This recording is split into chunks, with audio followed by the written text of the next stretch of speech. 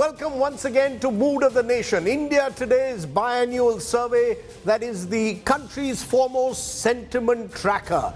In the times in which we live, no other issue seems to matter or ought to matter than the state of the economy and the handling of the COVID pandemic. How has the Modi government fared on these two fronts, and what are the challenges that lie ahead? The India Today Mood of the Nation poll, in association with C Voter, looks at these critical issues by measuring the national sentiment across more than 65,000 respondents. With me is Rahul Kanwal, our news director, who's been tracking this survey very closely. Rahul, we looked at politics yesterday. It's the economy stupid today.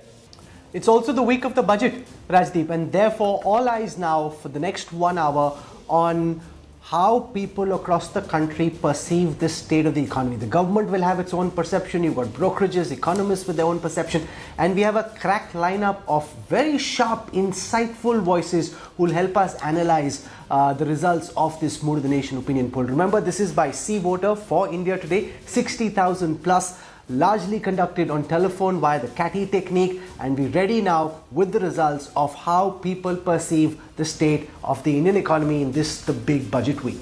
And Rahul reiterated, our focus is on the economy at the outset. With us, our very special guest, Jayant Sinha, one of the best economic minds in the BJP. It's Member of Parliament, former Union Minister. Professor Gaurav Vallabh, the Congress's economic mind, spokesperson of the party.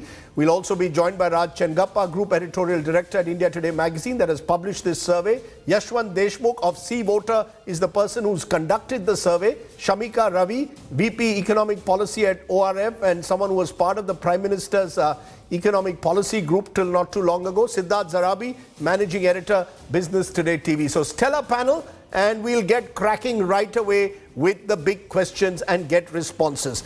Let's turn to the NDA's handling of the economy, because that really is something that will give us a sense of how people see it.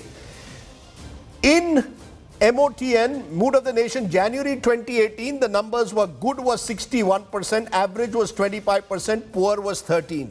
That in 2022, good has come down to 52% from 61%, average is 19%, poor is 26%. So poor has gone up and the good has come down. So the government's handling of the economy is putting a question, is a big question mark that viewers and respondents have put at the moment. And linked to that is the second question that we've posed, which is opinion on unemployment situation. In the Mood of the Nation in August 2021, 83% said it was serious. Today, 71% are saying it's serious.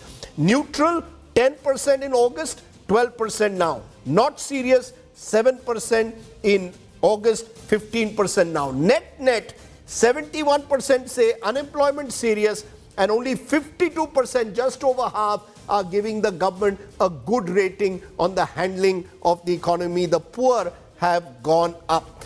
Jayant Sinha, you want to respond to that? The first big finding of this Mood of the Nation clearly suggests that the economy is a concern for a number of people and the handling of that by the government. Rajiv, in fact, I would draw exactly the opposite conclusion, which is that things are improving. And in fact, if you look at the data that you presented from August 2021, to now January 2022, you'll see from 83% as being serious to now it's coming down to 71%. And in fact, in the graphs that you showed earlier, you'll see that there is a clear uptick. And that's exactly what is happening. We've gone through three very, very serious waves of this pandemic. The Alpha wave, the Delta wave, which was very, very damaging from a health and from an economic perspective. And now, of course, the Omicron wave. But through it all, the government has handled it deftly. We have built up our health infrastructure. Today, we have oxygen plants, we have oxygen-equipped beds across the country, everywhere. We have built up our medical staff, we built up our hospitals. And at the same time, we have protected our vulnerable populations through, both cash subsidies. I'm sorry to intervene. 71% are saying the unemployment situation is serious. Yes, down from 83% in August, but 71% is still a high number, Mr. Sinha. It is a high number, but it will continue to improve, Rajdeep. I think if you do it again in 6 months, I would say that the 71% will drop below 50% because the economy is roaring back to life on the back of 3 or 4 very important growth drivers that we have been steadily managing. One, of course, is the government's efforts in infrastructure, the national infrastructure pipeline, the incredibly fast growth of exports over the last year or so, and the rise of our entrepreneurial ecosystem and the number of unicorns and so on that we have created in the last year itself. So again, we can't look at the rear view mirror, we have to look out of the windshield. And when we look out of the windshield as we drive forward on this economy, we are seeing things improving rapidly. We are seeing the growth drivers kicking in. And of course, globally also, we are seeing a very robust economic situation which will help India. So you're saying the worst... So again, I think as we look forward, the signs are very positive. Sure, you're saying don't look in the rear view mirror, the worst is over. Quick response, Gaurav Vallabh, and then Rahul will take it forward. Gaurav Vallabh, your response, your first reactions to these numbers, handling of the economy, not as bad as you would perhaps want to present, but not as great also as the government would like to project. Rajdeep, unemployment rate overall is 7% plus. Urban unemployment rate for last 2 years is moving in between 9 to 11%, and that is not my data. The WPI inflation is at 14%. Rupee is the worst performing currency in Asia, and this is not my data. That was shared that in a week back, rupee was termed as the worst performing currency of the Asia, and 84% of Indians in 2021, their income had come down as per the Oxfam data, and 98 Indians total wealth is equal to 55 crore 40 lakh Indians who are at the bottom of the pyramid. So is this a good economy? I can't understand. Gaurav, before Corona also, the 8% growing economy in 1920 52% are saying handling is good, 19% average, poor 26. I add poor average, it's about 45% place 52%. So it seems split. The verdict seems split. Rajdeep, what I mean that Oxfam is presenting the report that 84% of Indians, their income came down in 2021, and during the same time, the Adani's wealth were multiplied by 8 times. The Mukesh Ambani's wealth was multiplied by twice. Is this the economic model of NDA? Is this the economic model of Modi? Is this Modinomics? That rupee is worst performing, WPI at 14%, and there is an income divide in the society. Okay. And unemployment rate for last 3 years, I can say, is moving between 7 to 8%, and urban unemployment is streamingly high, higher than the overall unemployment rate of the country. So is this a good economy? And coming to the current year, Rajdeep, in the last, just one... The politicians will reflect two clear, stark views. Let's get initial comments from all our neutral guests in a way, starting with you, Yashwant Deshmukh, since you've done the poll. Give us a sense, all these questions very direct asked, presumably. You've asked it yes or no. Handling of economy, yes, no, right? Absolutely. It's in a binary yes, no, can't say, are not recorded. I mean, not given as an option. Only those who do not answer it, they are only coded it in that way. But, So did you see that, sorry to interrupt, did you see that Modi supporters are the ones who are giving a thumbs up to the economy, and those who are critical of this government are giving it negative? Is the economy just as much of a divisive issue? It's pretty much politically partisan right now, Rajdeep. It's funny and odd and ironical all at the same time, because when we ask the Modi supporters or Modi detractors either ways, when they ask about the problems, they do tell all of them that inflation is a big issue, unemployment is the big issue. They also say the handling of the economy is something which has been worrying them. Economic issues are on their top priority. All of them, they say. But the moment you ask them, how do you rate Mr. Modi, or I mean, how you have been seeing that, all of a sudden, there is a political polarization, as far as I can see. And one more funny thing that you might observe when you compare the last tracker data, I mean, last couple of MOTN data with this question, you will see that even the numbers which are critical have gone up. I mean, not just on the side where those who have given good marks have gone up sometimes on some questions. So basically, that denotes the middle of the ground. Right. Those who used to say average or those who say neither happy nor unhappy, that Okay. number is shrinking. That number is shrinking. Rajdeep. So it's a People are polarized, taking it's a polarized partisan debate on the economy as well. Shamika Ravi, you want to quickly respond? We're going right round the table and then Rahul take over. Sure. So, Rajdeep, to me, when I see these numbers, they seem to very much mimic the evolution of the pandemic itself and the vaccination drive, I think, which is the background or the backbone behind almost all positive projections for the economy that you're seeing from, IMF, World Bank, etc. as well. So people, in some sense, are mimicking, they're feeling it because the fear that had gripped individuals, let's say even six months back or a year and a half back, that fear factor is definitely under control thanks to the vaccination drive. And of course, thanks to the virus, because we have a much lesser, sort of deadlier variant, which is on a rampage right now. But I do think, I agree with you that unemployment is a concern. In fact, this is where the PLFS data, beyond the mood of the nation, I'm sure this is an excellent survey, but the PLFS data is telling us nuances that I think we must focus on, that while the casual laborers have lost jobs, there is significant loss of earnings amongst the self-employed as well. So clearly in terms of earnings, we have seen that, the pandemic has had long-lasting sort of a devastating impact. Right. But people are clearly happier than what PLFS would like us to believe. There are two ways, of course, to look at this survey. Compared to August, things might look a bit better, but they still seem to be very uncertain. Some would say not as dire as August, but pretty gloomy as well. Rahul, you want to take over? Go ahead.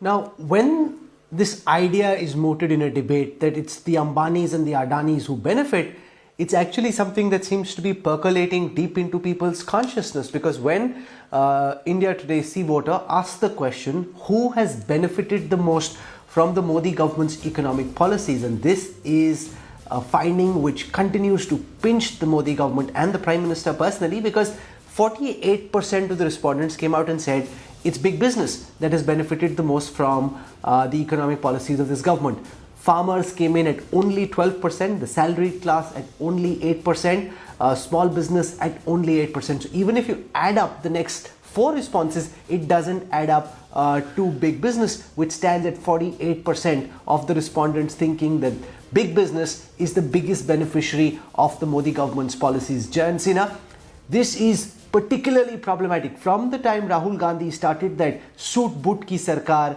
big business ki sarkar, it's not just the opposition that levels the charge. Despite the favorable reviews the Prime Minister gets, voters on the ground seem to believe that the economic policies are benefiting big business disproportionately. Rahul, we have to recognize that we are coming out of a 3-year, once-in-a-century pandemic. And this once-in-a-century pandemic has affected our population very, very seriously and done a tremendous amount of economic damage. That is the reality. Now, as we have confronted this once-in-a-century crisis, we have taken the necessary and the important steps to ensure health and safety of our populations and to protect the vulnerable populations. We are talking about, business people and so on. Let's not forget that 80 crore people have got free food for more than a year through all of this, that we have provided our farmers tremendous support through the Narega program, which is at record highs, as well as with the Kisan Samman Nidhi. We've provided cash transfers through the Jan Dhan account. So with respect to the vulnerable populations, we have gone above and beyond anything that's ever been seen before. Our fiscal deficit was 9.5% and is now running at 6.8%. We spent lakhs and lakhs of crores to support our vulnerable population. But of course, we've had economic damage because of the pandemic. Shops have been shut, hospitality establishments have been shut, airlines have been affected. So obviously that is going to percolate right down to the general public and it's going to affect people. But as I said earlier, we are coming out of this. The policies in place right now are the right policies, and we will see robust growth going forward. But at this point in time, if you're going to ask people whether there has been... If you ask somebody in the government, they're likely to say that this is a government that benefits the Aam Aadmi or the Kisan or they'll come up and say that we've worked towards improving the lot of the Labhartis, those who've benefited from the government's social policies. Yet this idea seems to have gone deep, that this is a government whose policies have benefited the big business. Why is it that the effort that the Prime Minister and the government are making through their economic policies is not how people perceive who the real beneficiaries of the economic policies are? And this, with a government that is known to be good, we're trying to control and set the narrative. I think, Rahul, that is because when economic growth happens, it comes with a certain amount of lag, right? So the people who are investors, the people who will take economic risks, they will start doing these things first. Their businesses will start to grow. They'll make the investments and so on. Once they start to make the investments, then jobs will get created. People will start to see a rise in their income. People will see more jobs for their young folks. And that's when the rising tide will lift all boats. So we are early on in that cycle. Right now, it is the people who invest, who are the risk takers, who are the business people that are undertaking activities. Obviously, the stock market, which is a forward-looking indicator, is also demonstrating this. And that's part of the reason why people are seeing some people doing well and them not doing as well. But when the cycle keeps on turning, when we start to see economic growth kicking in, everybody is going to start to benefit, and you'll see the mood is going to change. What I'm just saying is that the mood that you're picking up right now, which is a snapshot in time, is a function of the COVID pandemic. Wait till we get out of the pandemic, the roaring 20s kick in, the growth drivers kick in, and then you'll see the mood lift dramatically. You want to respond, Well, Siddharth? I would just say that one of the reasons for this conclusion at 48%, Rahul, is squarely also on account of that big corporate tax cut rate that happened in September 2019. It was before the pandemic. This is the third year of the pandemic. 4,000 listed companies have benefited as a result. There's so much corporate earnings that have gone up, and it also ties up with this belief that the big have only got bigger. This also underlines the fact that as far as the government is concerned, there are two issues here. One, to actually do something for the middle class, for the salaried employees, a bulk of the government employees, a bulk of the private sector, organized sector employees who haven't even got a higher rebate for the additional medical expenditure that they have suffered on account of the COVID pandemic. So there is clearly, I would say, this conclusion pointing towards that 2019 decision, which now should be followed up with a tax rationalization, rebate, relief, call it what you may, for the middle class. Rajdeep, it's not happened, and I think this data points us in that direction. Gaurav Ballabh, want to respond? Because in perceptional terms, some would say this is a perception that the opposition has successfully managed to push through. The government says, look, we are trying our best even for MSMEs. These are tough times, pandemic times. Don't judge us by what the opposition says when they say Ambani Adani ki sarkar.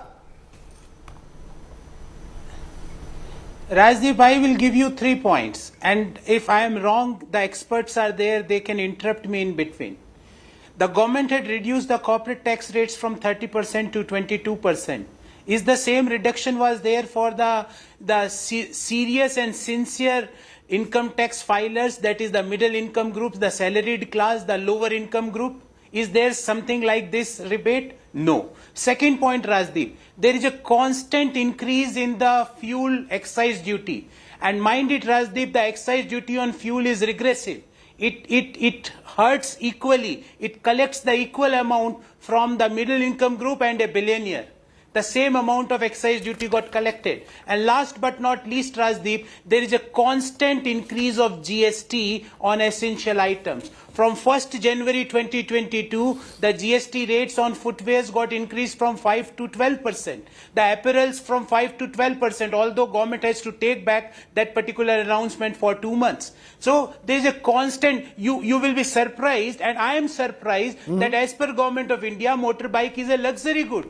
They treat that as a luxury good. So why, if there is a reduction of 30% to 22% for corporate taxes, why the similar reliefs are not available to the a obedient middle income Mr. group Sinha. or a Mr. Sinha serious wants to tax respond. filers? Why that similar is not there? Allow him to respond. Gaurav, allow him to respond. Yes, Mr. Yeah, Sinha. well, Gauravji said that, we can interrupt him if indeed some of his facts are wrong. Well, I'd like to just point out to him that the effective tax rate, including exemptions and so on for corporations, was 24%. So when we brought it down to a lower number and removed exemptions, the effective tax rate, in fact, didn't change very much, number one. Number two, you can see that by streamlining and making our corporate taxes much more efficient, corporate taxes have gone up dramatically this year. They've gone up dramatically. That is because we've simplified the tax structure.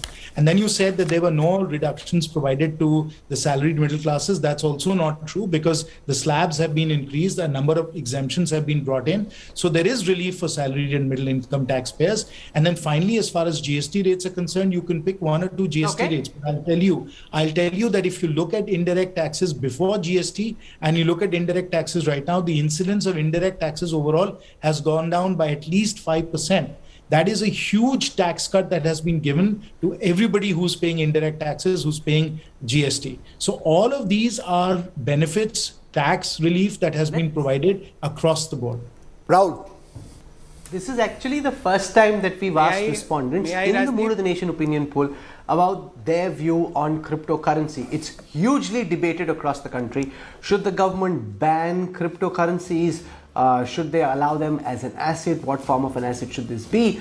Let's take you through what respondents in the Mood of the Nation opinion poll say about cryptocurrencies. And this is, remember, the first time that this question has been posed.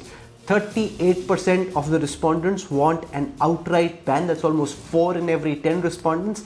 28%, that's about 3 in 10, saying that there should not be a ban. As is the case with Parliament, as is the case with government and with the bureaucracy, Raj Chingappa, it seems respondents in the Mood of the Nation opinion poll quite confused about how to deal with cryptocurrencies, but largely seem to be favouring a ban. Well, Rahul, I think all of us are confused. Those in the general public, the experts obviously will know the answers. But I think it reflects the general mood that is there, that there is potential in cryptocurrency, but there's a lot of concerns as to whether it's another bubble that will burst on their faces or, get them profits. But Rahul, I'd just like to make a general point about, I listened to Jayant Sinha ji and the other panelists. I think what the big message is, while you can get into the details of the economy and why it's doing what it's doing, the big message that is coming out from this Mood of the Nation poll on the economic front is that there are red signals. That, yes, I think the people feel, okay, COVID is there, and that is definitely, the government, that's why you see the paradoxical thing. They think that the government is handling the economy well, but when you ask them, when you drill down the questions and ask them really what they feel about unemployment, about high prices, they are very despondent about it. So, the thing is that certainly India is hurting. And this is an imperative for the government in the next 2.5 years of the final part of the second term of Mr. Modi. He must focus strongly on the economy, because people have taken a beating. The small scale industries have taken a beating on all these things. Unemployment, if 65 to 70% of the people are saying that unemployment is serious, that is bad news. So whether it is the upcoming budget, whatever it is, I think also, yes, the government has certainly given a lot of doles and has ensured that those that are really needy are supported during COVID. But people are saying that's fine.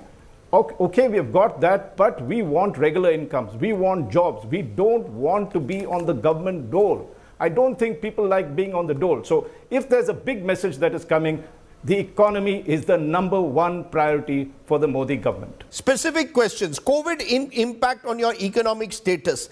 Income went down. In the Mood of the Nation in August 2020, 85% said so.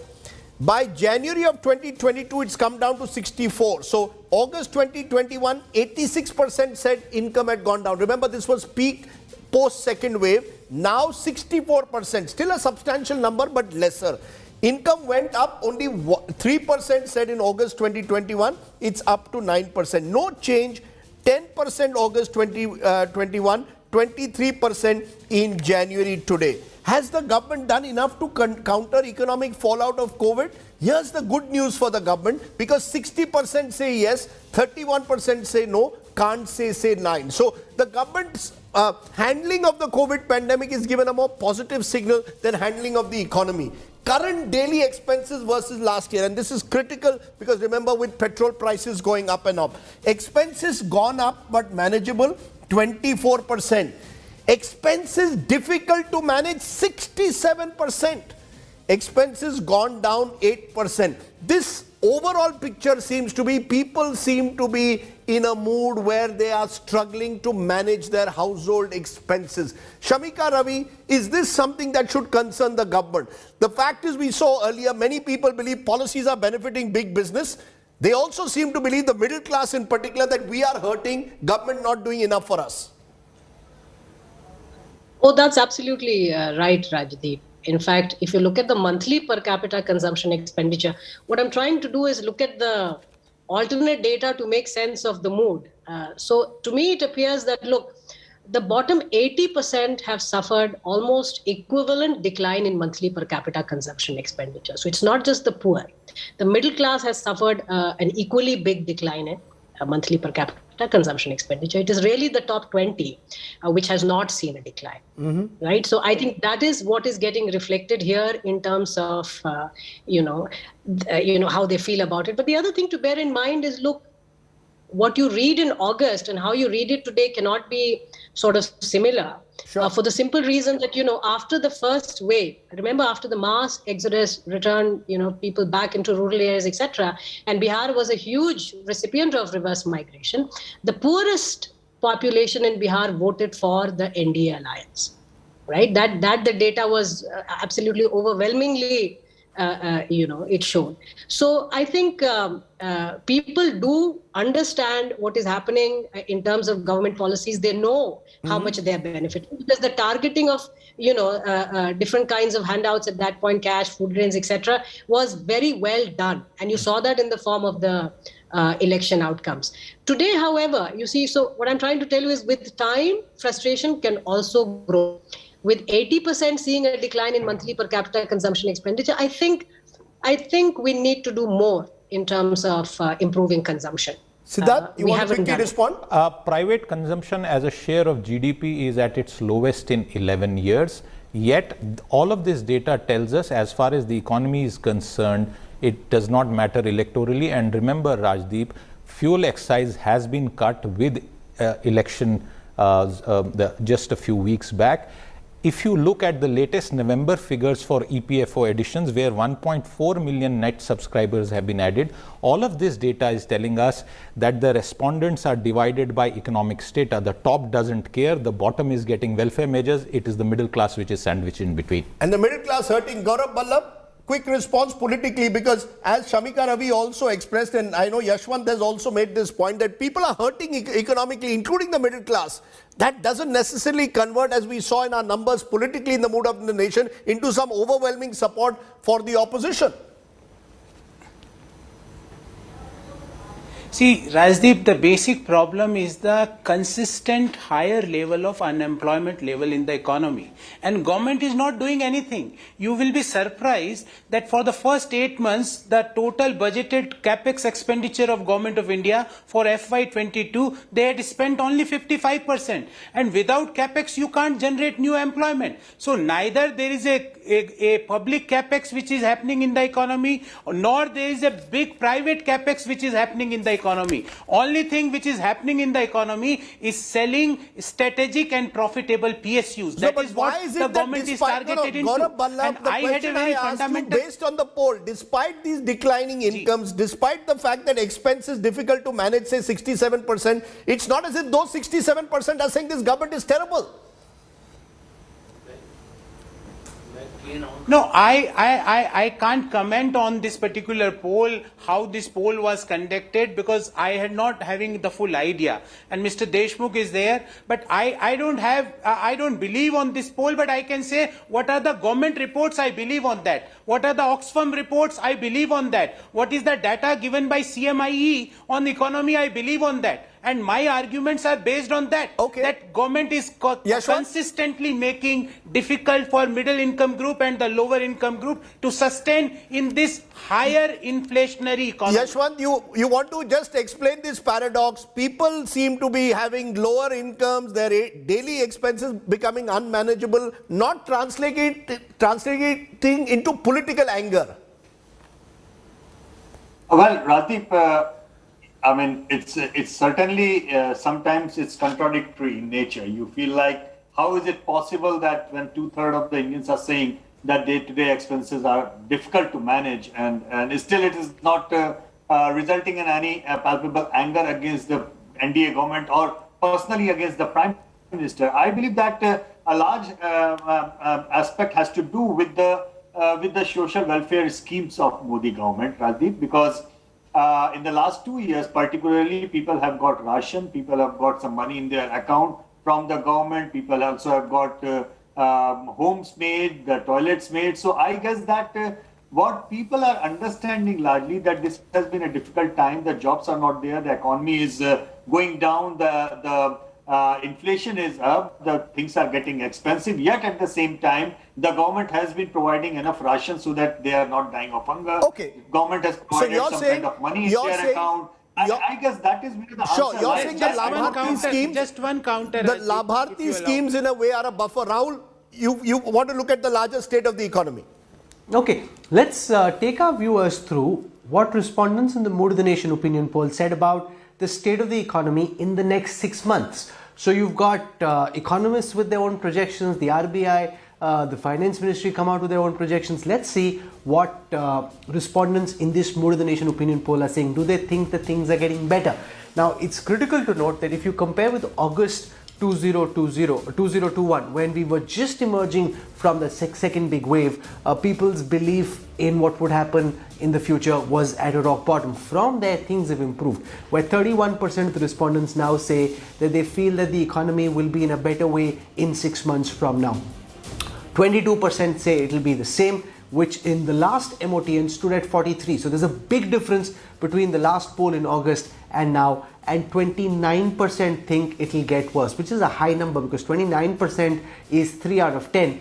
In January 2021, that figure stood at 17. So that's gone up, hasn't come down quite as much. In August 2021, it was at 32%. So that would be of concern to Jayant Sinha and his party. But the number of people who think that the economy will improve is now at 31%. What about your own income situation?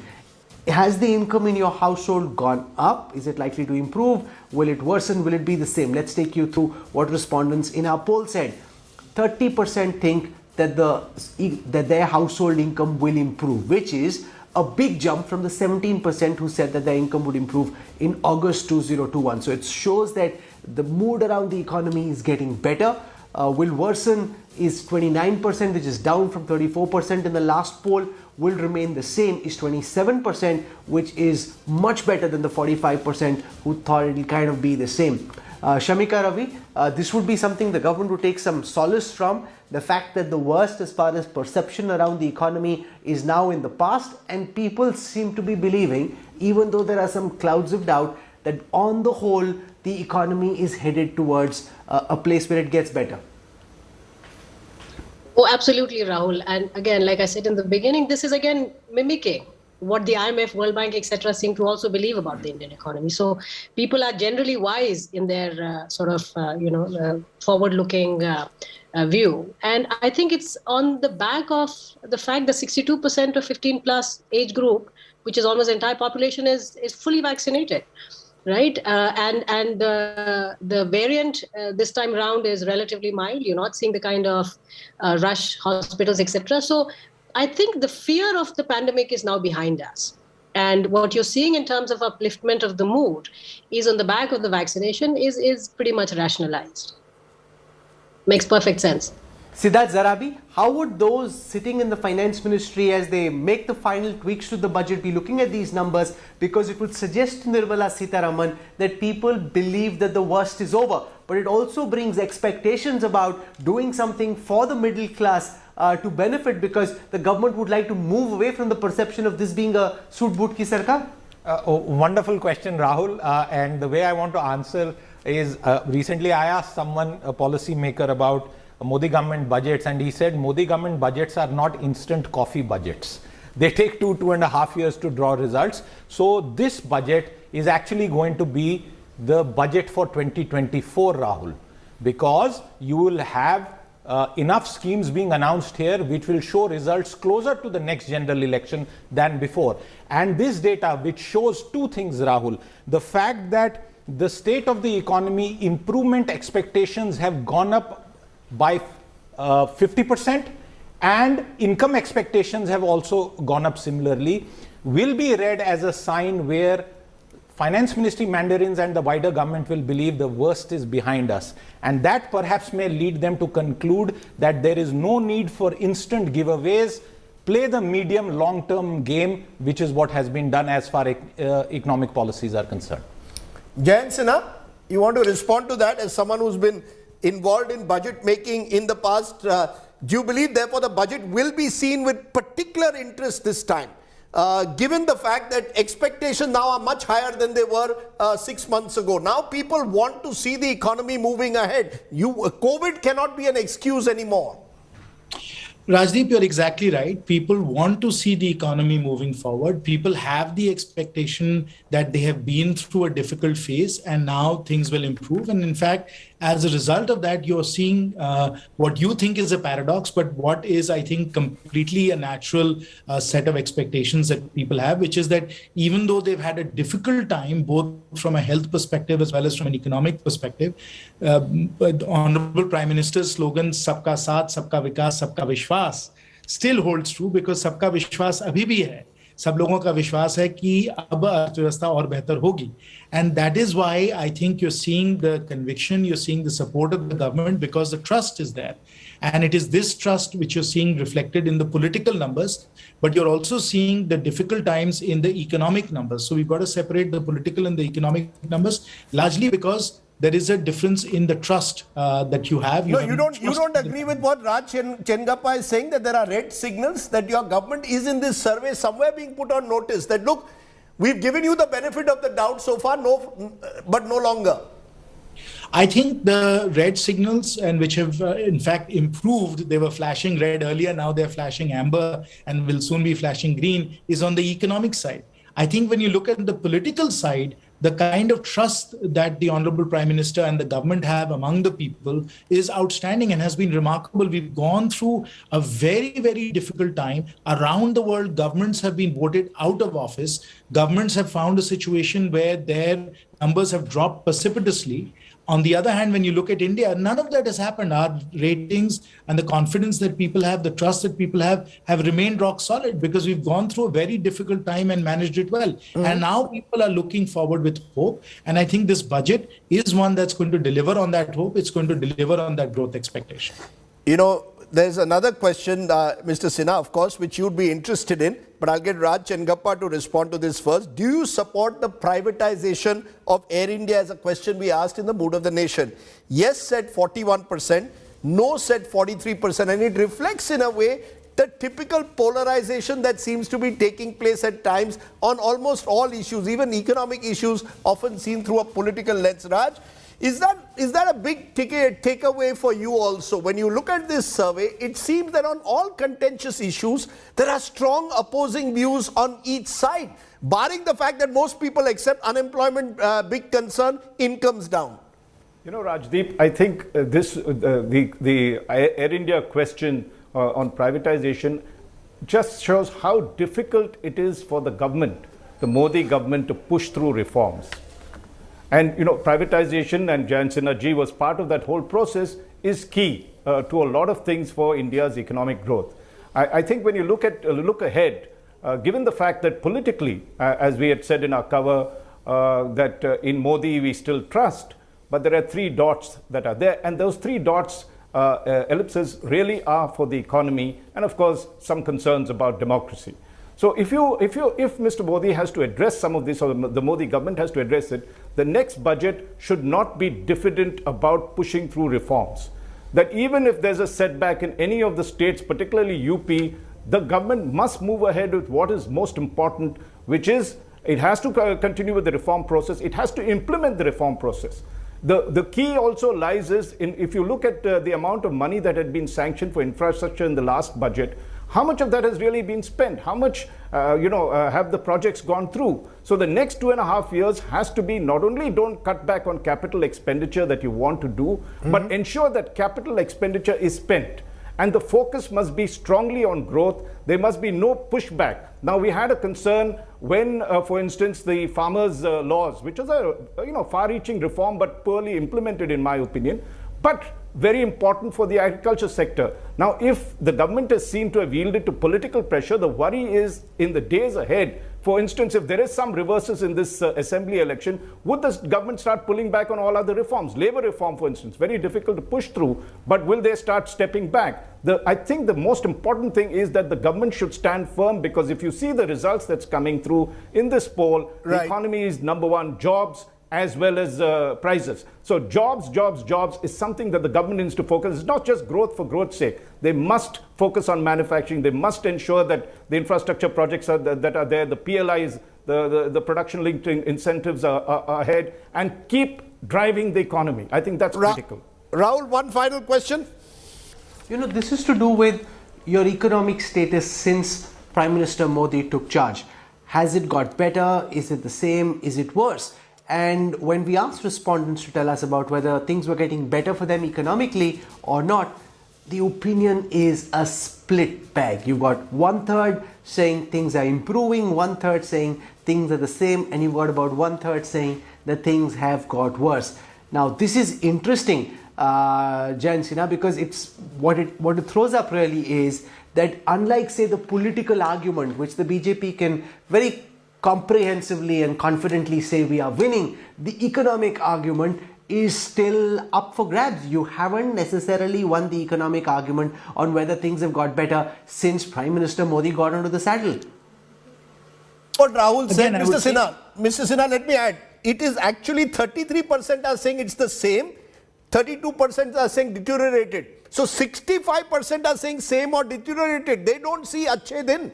Achhe Din was premised on things getting better. Only 31% are saying things have improved. Rajdeep and Rahul, this is obviously a very critical question, and we really want to make sure that people are feeling like there's an upsurge in their prosperity, there's an upsurge in their lives. And again, as I'll say, some of this is reflective of what people have just gone through. It's a once-in-a-century pandemic. You can see all these numbers have changed in the last year or so because of the pandemic. And again, what we have in place for the future is going to be very positive. I really believe that job creation is going to kick in a big way because of exports going up, infrastructure really being built up very, very quickly, and the growth of our startup ecosystem. So all of these, I think, are going to result in a far more positive picture, in a far better picture, which is what was in place before the pandemic happened. Okay. Let's leave it there. Clearly, this is the big challenge in a way that the India Today Mood of the Nation survey has brought out, the challenge of the economy. And that really will test this government over the next year and beyond that. It's been a very educative session, lots of talking points, and thank you all very much for joining us here on our deep dive into the economy. But we've got plenty more ahead because the Mood of the Nation has lots of questions still to come. Thanks for watching. Bye for now.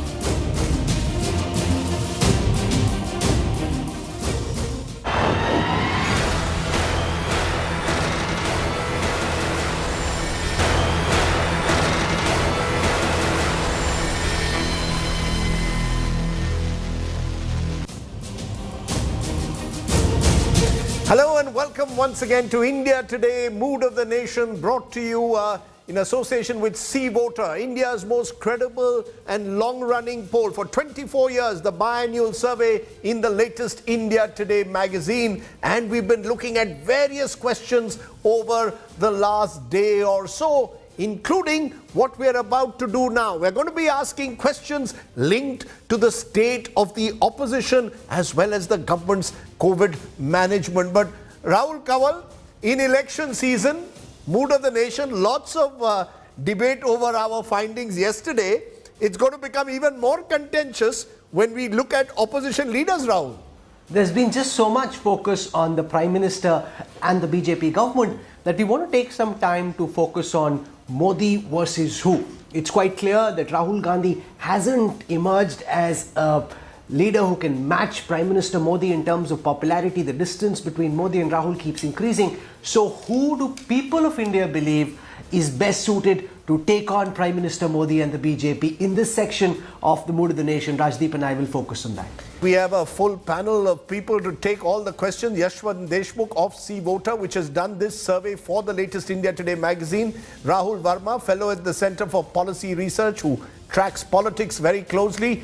Also Sanju Verma, spokesperson of the BJP. Gurdeep Sappal, spokesperson of the Congress. Shantanu Sen, spokesperson of the Trinamool Congress. So let's turn to the first big question that we have on the show today. Let's cut the chase. Best suited to lead the opposition is a question we posed on the Mood of the Nation. Remember, the latest India Today here says 11% in January 2021 went with Mamata Banerjee. She's up now to 17. In fact, the same figures as she had in August.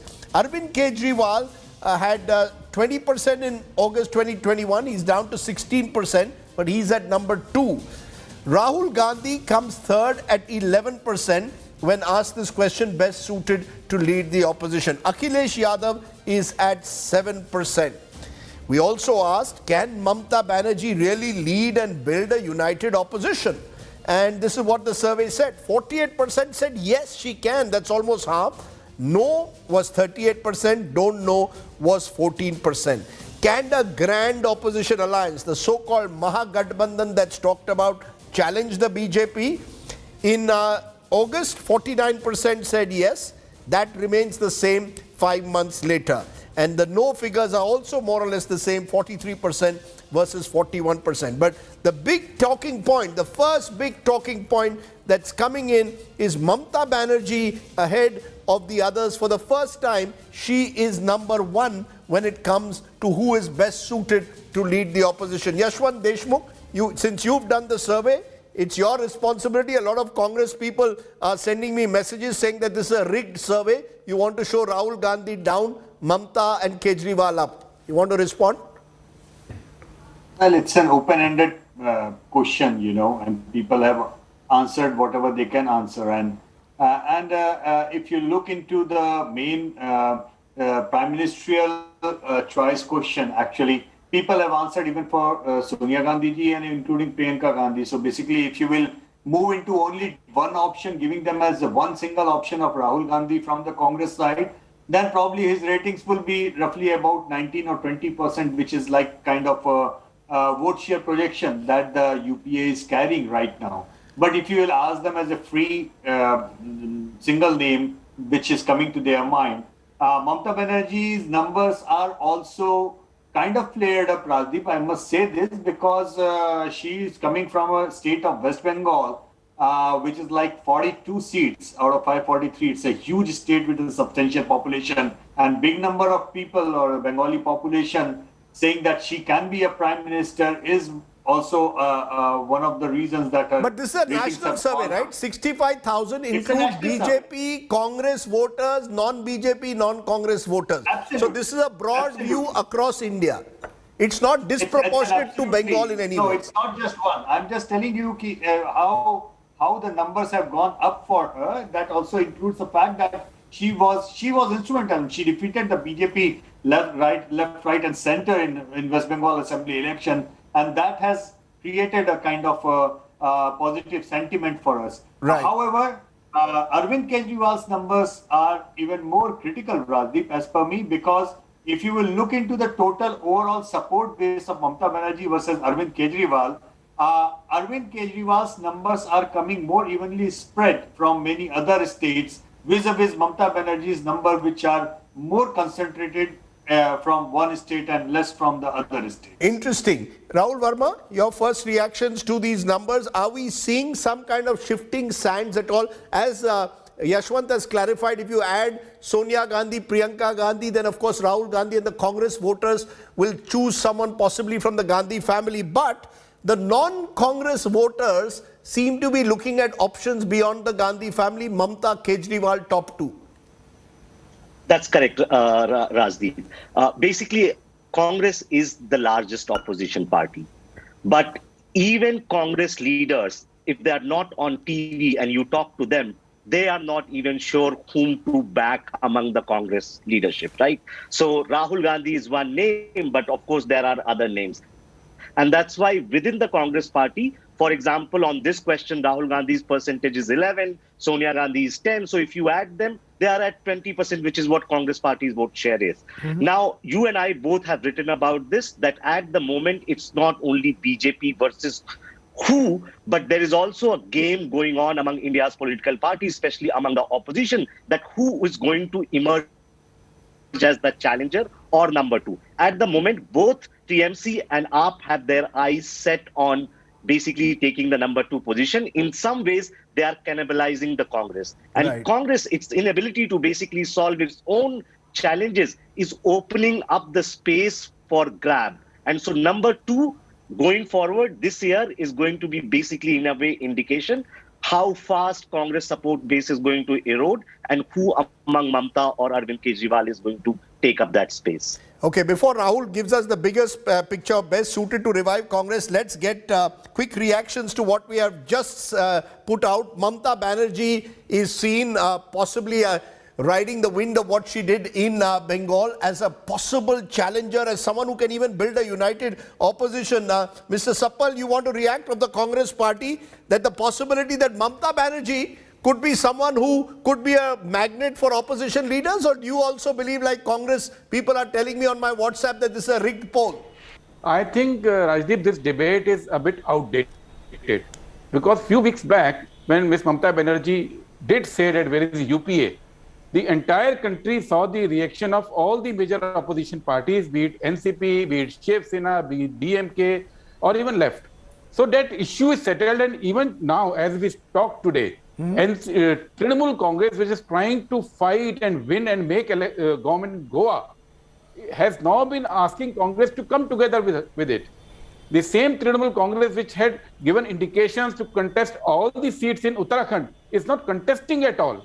So this debate is already outdated, and the mood of the nation is best understood by, I think, Prime Minister. In last few weeks, the number of U-turns he has done, be it on farm laws, be it on petrol prices, be not including Mr. Taney in the star campaigners in UP, they understand what is the mood of the nation today. So you're saying the issue of who leads the opposition is settled. You're claiming that the issue of who leads the opposition, Mr. Sappal, is settled. Mr. Sen, you want to respond to that? That Mamta Banerjee, the momentum according to the Congress is over. She cannot be the face of the UPA. It is Rahul Gandhi and the Congress only which will decide the shape of the opposition. No, let us see the facts. No, let him respond, Mr. Sappal. First of all, also you said about Mr. Sappal, let him respond. Let Mr. Sen respond. Arvind Kejriwal is going to get? Please, how many seats Aam Aadmi Party is going to get? The irrefutable fact is that in 215 seats, it is Congress which is the opposition parties.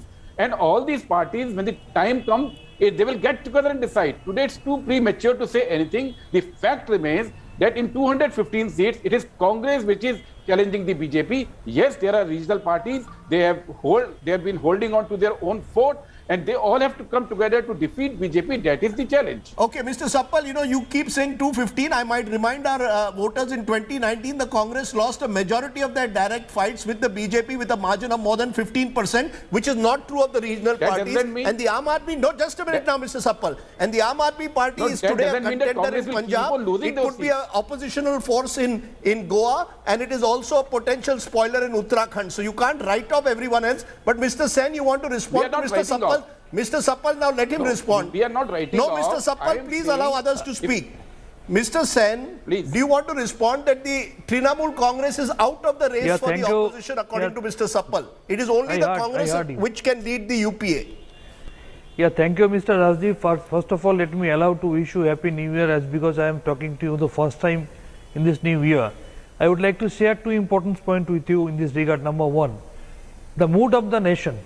People of India, they have made up their mind, they have made up their mood. It's PM come publicity master versus the entire people of this country. This is the mood of the nation, number one. And number two, Trinamool Congress doesn't believe in infighting amongst the oppositions. Who is going to be second, who is going to be the third. Our Supremo has categorically told several times, to oust BJP, she would love to work as a loyal soldier of the united opposition if needed. And definitely people of India believe Mamata Banerjee has got that credential and capability to be the leaders of this united opposition. But you know, The you're main poaching objective of on Trinamool Congress leaders is to while you're oust saying that BJP. you are committed to a united opposition. You're happily poaching on Congress leaders. Before Rahul takes over, Sanju Verma, you want to react? Here are opposition leaders. Who is the one you fear most? Let me ask you a very direct question to which I want a direct answer. An RSS leader told me that Kejriwal is someone we are worried about. Other BJP leaders say Rahul Gandhi because of the Congress brand. And now Mamata defeated you in Bengal. Who do you fear most? Please give me a direct answer, Sanju. Na idhar ki baat, na udhar ki baat. Rajdeep, I will give you a direct answer because I don't believe in mincing my words. I'll call a spade a spade. You know, I don't want to sound obnoxious. I don't want to sound, somebody who's overconfident. But I will just repeat for your benefit. I think you understand politics, far better than a lot of us. What JP Nadda has reinforced time and again, and what Amit Shah has also said. And I think what these people say, these are the two big heavyweights in the BJP currently, that really counts for a lot. The reason why today BJP is the only national party, the only pan-Indian party with no competition whatsoever, no alternative whatsoever, is because of a few things.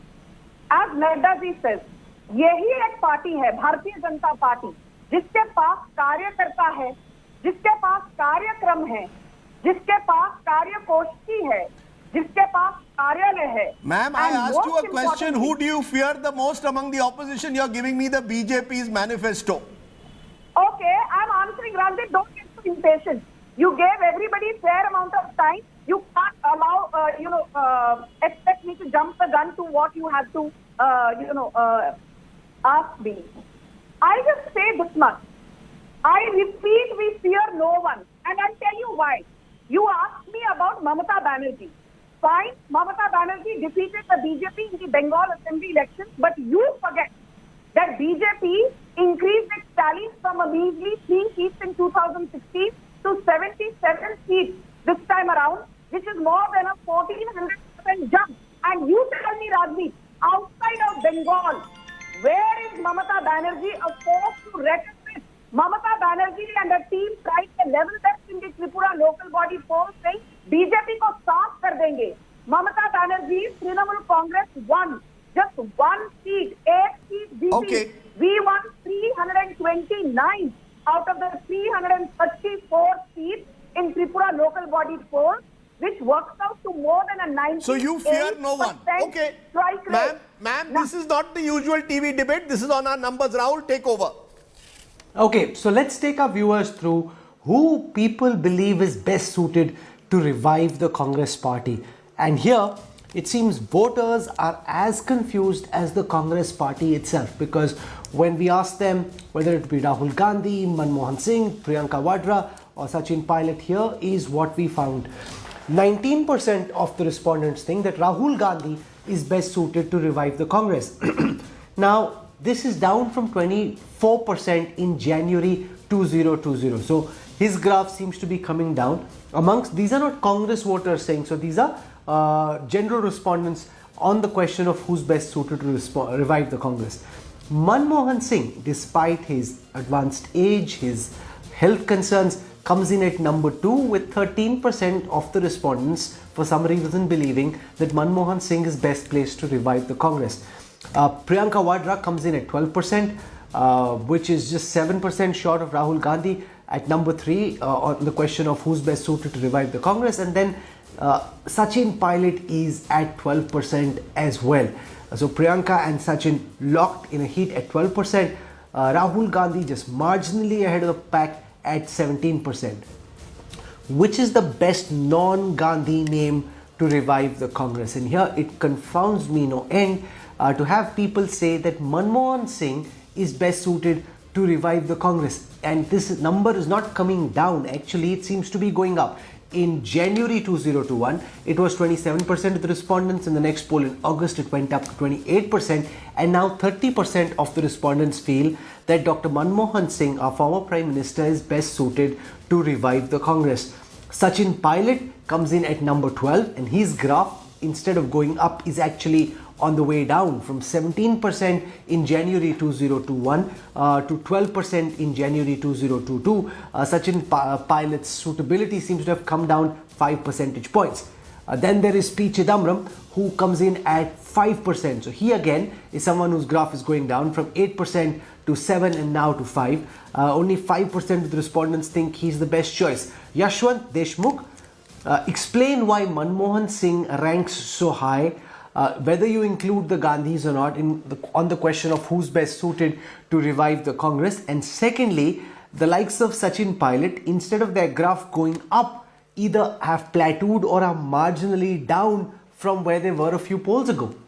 I will start with the second question first. I mean, like names of Sachin Pilot, where people or the youngsters could have rallied on, he was cut to size and brutally cut to size. I think people do not really see him as a long-term Congress aspect anymore. I believe that people are looking at him that probably just like Jyotiraditya Scindia, he might very well leave Congress sooner or later. That's what I believe has his numbers coming down on that particular question. Having said that, Dr. Manmohan Singh, with his statesman-like attitude and personality and perception across the people, and his stint of 10 years as the Prime Minister of India, is pretty much a kind of a sobering name, which generally people would like to cling on to when they do not have any other option to.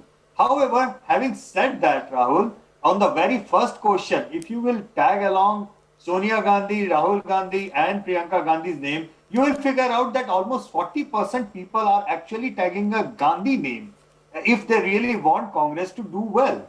And that's an important and critical point to make here, because I genuinely believe, I am saying with with a lot of data in my mind, that I don't see really Congress doing well without actually a Gandhi leading them right now at this point of time.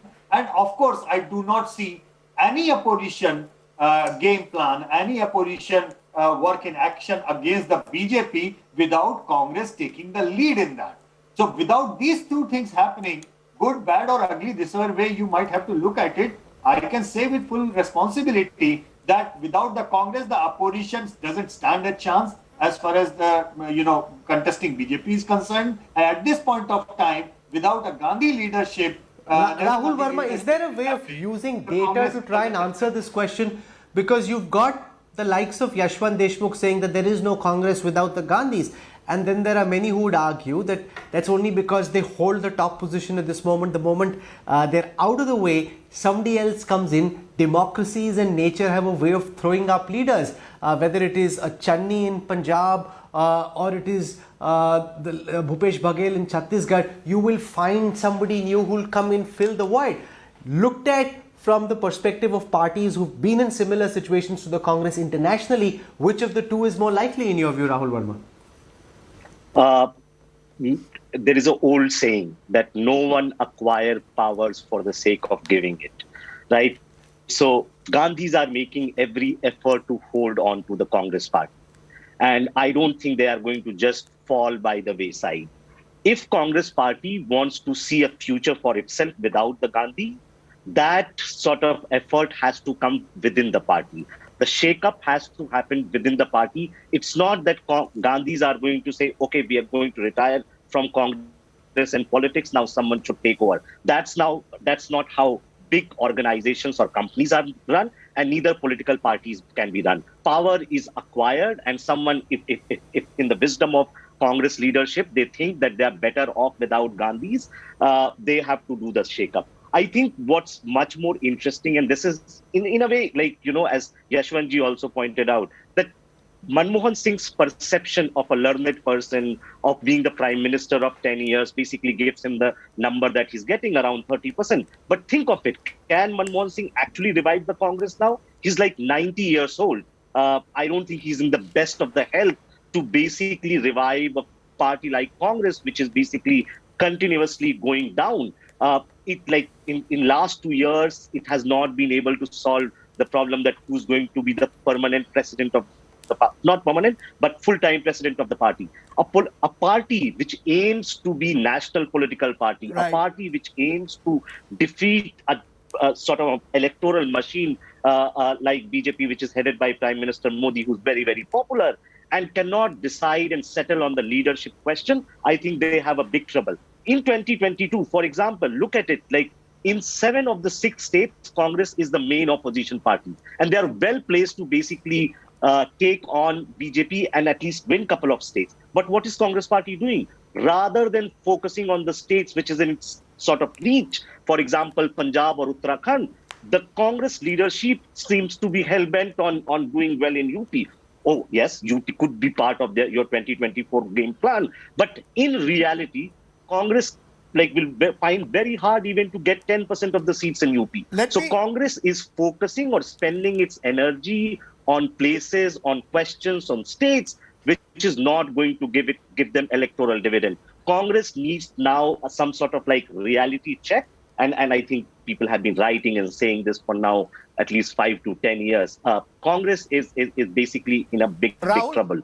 If Congress needs to survive, it needs a shake-up. It needs a reality check, it needs a shake-up, because interestingly, you're raising this on a day when when Priyanka Gandhi Vadra and Rahul Gandhi addressed a press conference on Uttar Pradesh, putting out a youth manifesto for UP. And in fact, when the question was asked, who is your chief ministerial face for UP, Priyanka Gandhi Vadra said, well, you see my face everywhere, almost suggesting Rajdeep, as if she may well be the face of the Congress for Uttar Pradesh. But you make a good point about which states the Congress should be focusing on and where they should be investing the energies on. Because we asked this, role of the Congress as the opposition. It's one thing to claim you're the number one opposition. Are you doing enough? Role of the Congress as opposition. Good, 41% in January 2021, was 38% in August 21. It's now down to 33%. Average was 32% in January 2021. It's down to 22%. Poor has gone up from 22% to 39%. Feel the Congress is performing poorly as an opposition. Also asked in this question was, is the Congress better off without the Gandhis? Very, very contentious question. In January 2021, 52% said yes. This is down to 49% now. Can't say 13% then, 11% now. No, 35% is up 41%. So it's almost as if people feel the Gandhis remain essential to the Congress. At the same time, or the role of the Congress as the opposition is under question. Are they doing enough? Manisha Priyam is also joining us at this point. Manisha Priyam, do you believe that the Congress is essential for the revival of the opposition to take on the BJP in 2024, but it's not doing enough at the moment? Or as Rahul Verma just said, it's not using its energies in the right direction? No, I think there needs to be an important supplement. One, the landscape, the canvas on which the Congress has to paint now is completely shifted and changed. One has to fight against the anti-incumbency. Remember, yesterday's MOTN told us that economic issues have come to the fore. People are crying hoarse. Now, to that, the best bet opposition to the Modi government has been regional politics. Now, for the Congress party, their UPA model, where they had one department that did the governance, that was led by Manmohan Singh, who even then did not lead the politics. And the Congress then came to power by virtue of winning in certain states, but more than that, by virtue of their alliances with regional parties. Now, the Congress, therefore, to revive, needs to rely on its own regional satraps. Therefore, its best performing assets, whether it's a Sachin Pilot in your survey or it's a DK Shivkumar, they will be seen as regional assets. To that extent, I would give some marks to Priyanka Gandhi right now for saying that whether we win or we lose, I need to stay back in Uttar Pradesh and I need to write the script here, because they need to be in the regional arenas. You will be surprised, Rajdeep, that in Goa, where you are so much aware what the state of flux of political parties is, amongst the poor, when I did the interviews, they were single-minded in saying that the Congress was the best political party for us.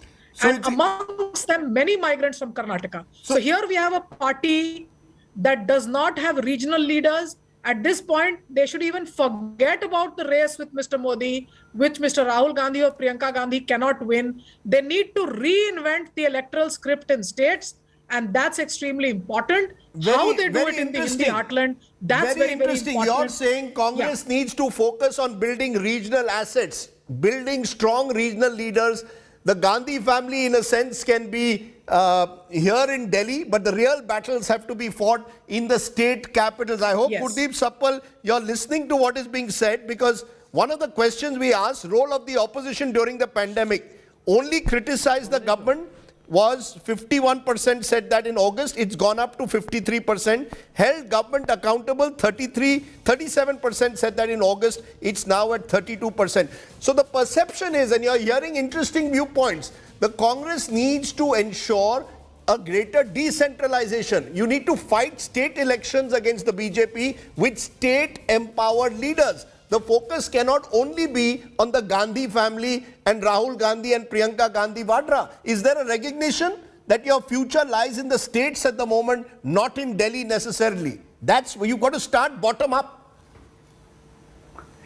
There are 2-3 points that have come in this debate so far. Number one, in 2014, Dr. Manmohan Singh said that history will treat me kinder.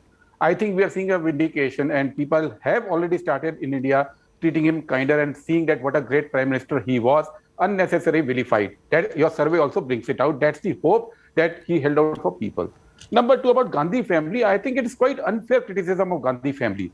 Last time a Gandhi became prime minister was in 89, which is 33 years back. 15 years Congress had a prime minister after that. And if Gandhi chose not to be the prime minister, I think if you can suggest Modi ji to become BJP president for next 20 years and not be the prime minister, then see the value of what Gandhi did. Or tell today Yogi ji that next 30 years you'll be president of BJP, but you'll not be the chief minister. Then you'll understand what Gandhis did for the Congress party. Gandhis, this is their party. It is like asking Gandhis to step behind. It is like saying that tomorrow RSS will say that, okay, we have been with BJP for very long, so let us quit BJP and go to some other party. This is party where Gandhis have contributed in independence movement. What's your third in point? building this What's nation. your third point, Mr. Sappal? Now, coming back to your last question, Rajdeep, I think Rahul Gandhi's leadership from day one has been very clear. In party meetings, he has been saying that I want a decentralized model of Congress party where people coming from different backgrounds lead their people in their states.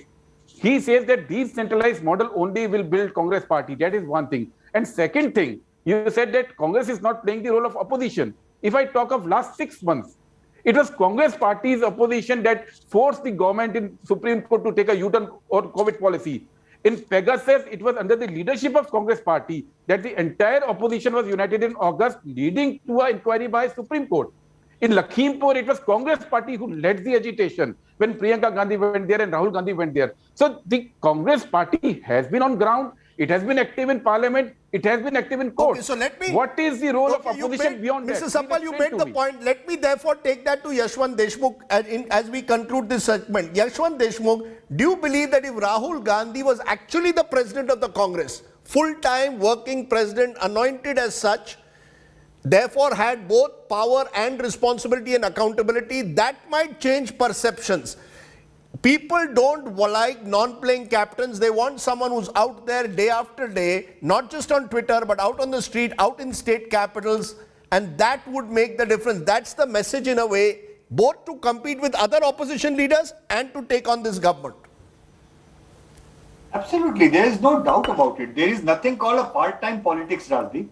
I mean, the contrast cannot be starker when you are dealing with the part-time politicians like Rahul Gandhi and a full-time politician like Amit Shah, Narendra Modi and others around their team, you know, who are doing 24/7 politics. And here we are having somebody who is not even leading the party. He is in the party, leading but not leading the party, not leading but yet leading the party. What exactly is the situation? You see, the crisis in the Congress is multifold, multifold in a way. There are so many common sense decisions, as you just rightly mentioned before asking me, the key is to look into your regional leaders. They are really good.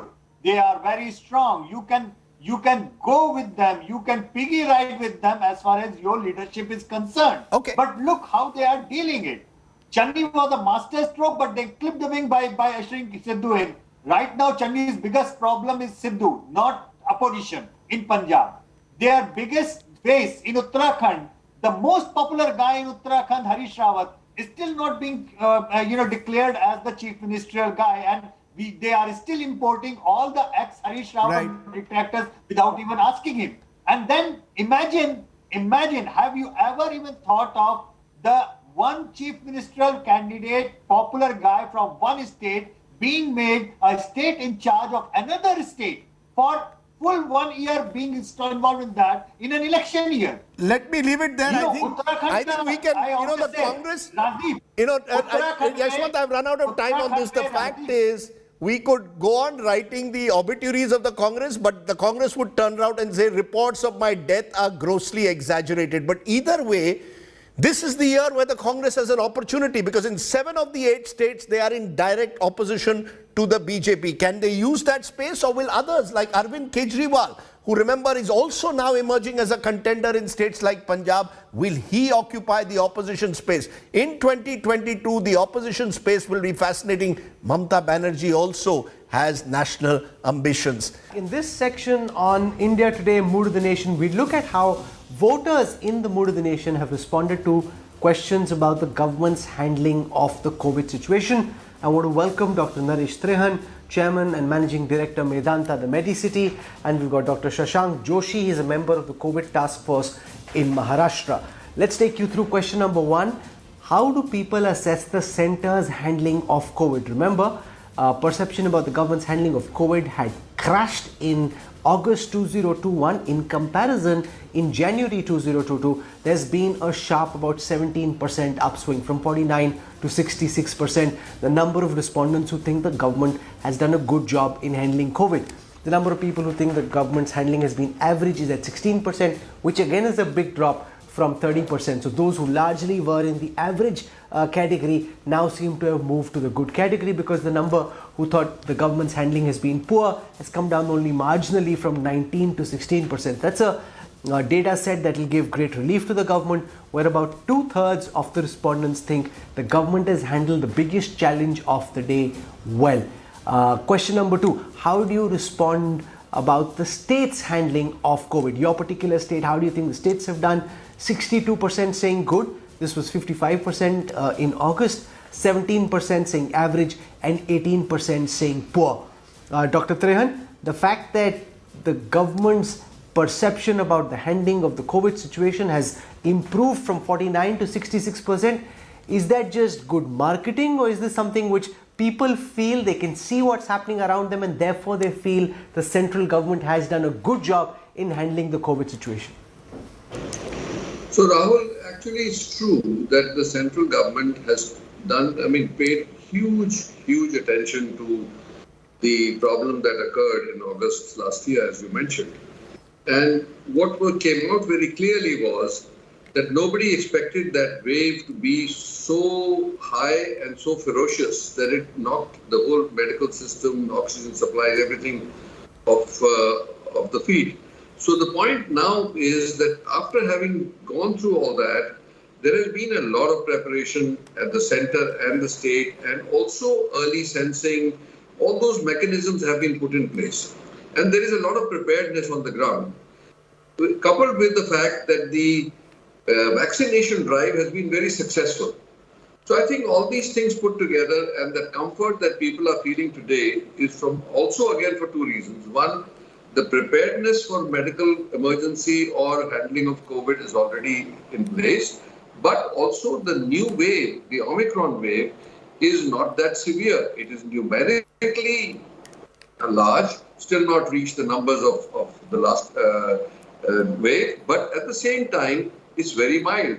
So we are seeing it in our hospitals. At this time, if you were to deal with the Delta wave, at this time, our hospitals would be flooded. Today, even Medanta, which is the leading center for all these things, has actually got 120 patients, and only about 8 of them are on a ventilator. So there is a difference from what happened last year to now. But it is true that the preparation by the government for this one has been quite sort of well done.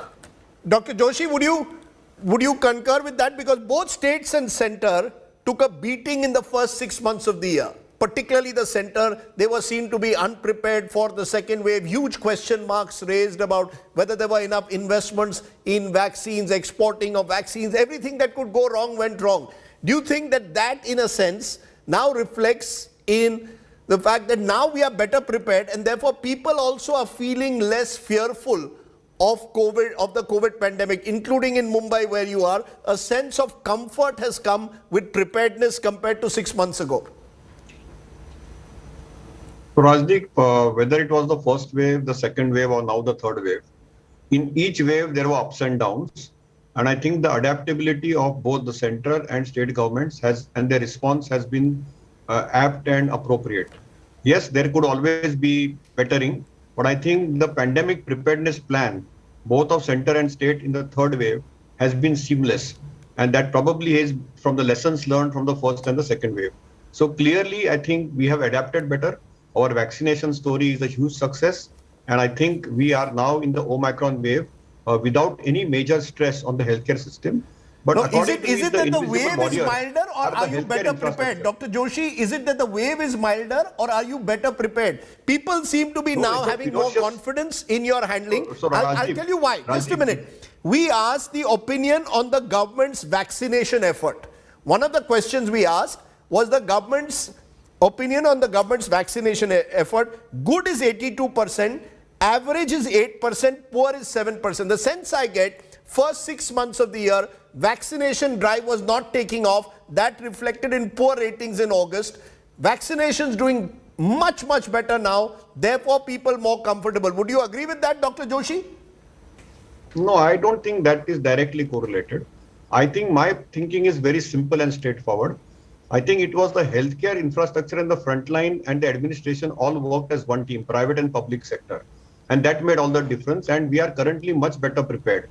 Government definitely played its role, but I would not put it, government was adaptable to science and suggestions, and they went by science and suggestions, and we are in a better shape today. Right. Vaccine is just one of those factors, but I think there are several other factors. And I think this tsunami-like explosive wave, it is a less severe wave in terms of, the dent it is causing, but clearly it is still a very significant number. The number is 3.5 lakh today. It is not an easy number to handle, but the same numbers in the Delta wave was a much more virulent strain. So a little less virulent, a little more vaccination, a little more better prepared healthcare infrastructure, and a better policing by the overall administration, center and state both. All these factors have compounded for a better response. Right. Rahul? It's a mature response now and a better prepared response because we are able to predict it better. Okay. The second wave was unpredictable. Rahul? Let's take the question about lockdowns and how do people perceive lockdowns, and on the question of whether lockdowns help help limit the spread of COVID, 53% of the respondents in our survey said they prevent the spread of COVID but impact livelihoods.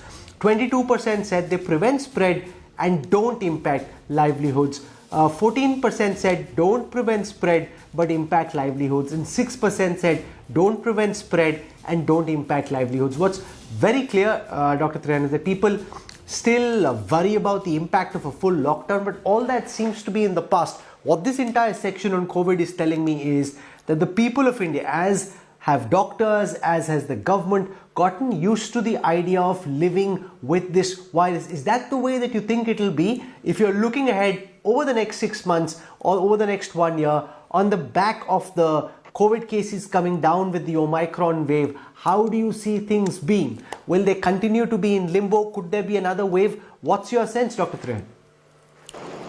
So there are several factors that come into play at this stage.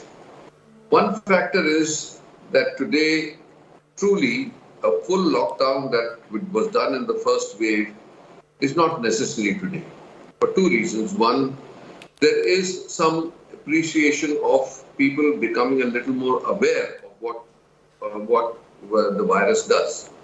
The second thing is that it proved the last time also that if you block the super spreaders events, that is like the restaurants, the big banquet halls, even movie halls to some degree, even when the people are flying, that they should not be so careless.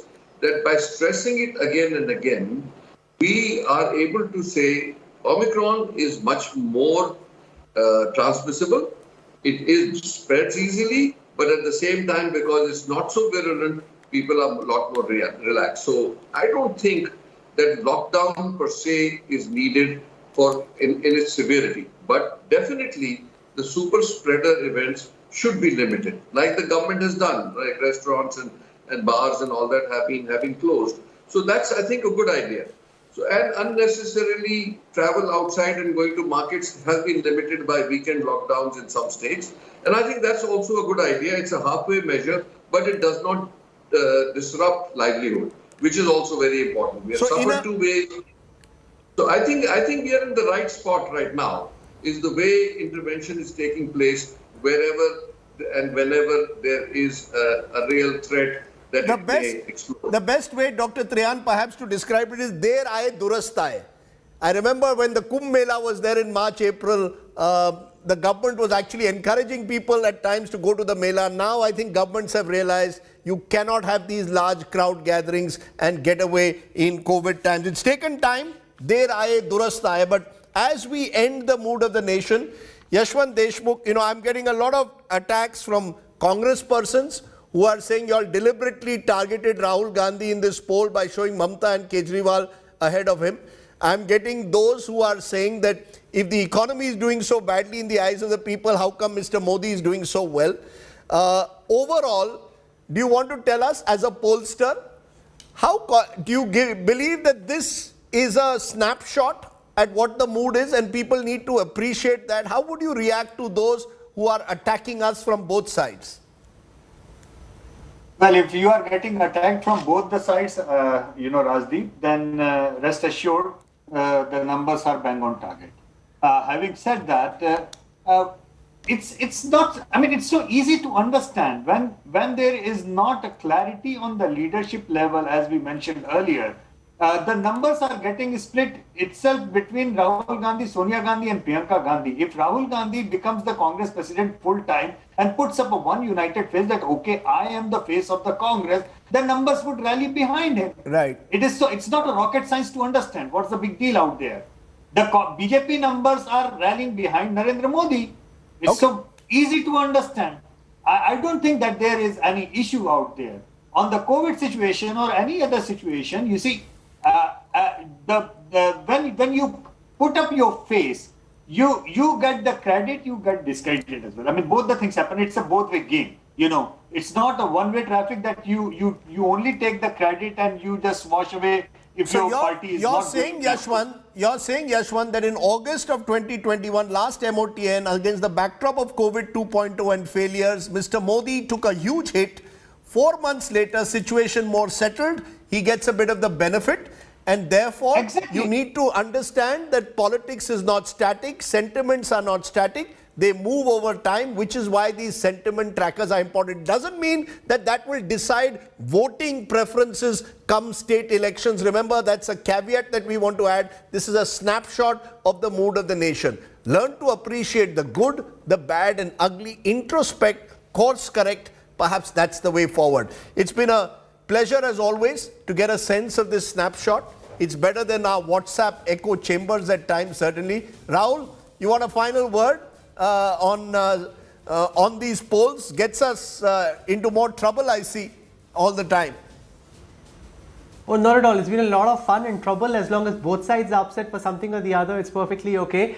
You and I both recovering from COVID and hoping really hard that we can very quickly be out in the field tracking this election, not just through studio discussions, not just through these polling numbers, but actually do what we enjoy most, be out in the field, whether it's for Jab We Met or for election in your plate in your case, and actually get a real sample of what's happening on the ground. That's what I'm looking forward to. I'm currently at home in this studio, itching to go out and recover from COVID and be back on the field soon, Rajdeep. Okay. The state I'm most itching forward to going to is my home state of Goa. Plenty of turbulence by the banks of the Mandvi, and it's warmer too. Thank you all very much to all my guests for joining us here on The Mood of the Nation. As always, to you, the viewers, read plenty more in the latest issue of India Today. All the details, how the survey was done, and plenty more of the analysis. For now, from Rahul, me and the entire team at India Today, thanks for watching. Stay well, stay safe.